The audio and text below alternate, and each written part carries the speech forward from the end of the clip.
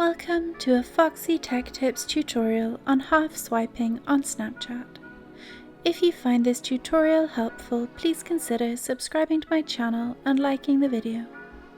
Half swiping is a cool little trick to sneakily read a message on Snapchat without letting the person who sent it know that you have taken a sneak peek. It is easy to do in theory, but it takes a little bit of practice to get it right every time. Open up Snapchat and swipe right to get to your Messages page.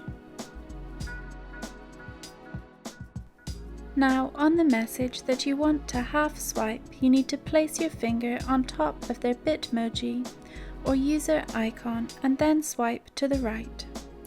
Don't swipe all the way to the right or the message will open. And when you have read the message, don't just let go with your finger. You need to swipe it back to the left again. You might want to practice half swiping on a message that you have already read, so that you can get the hang of it, as it's easy to slip and open it by mistake.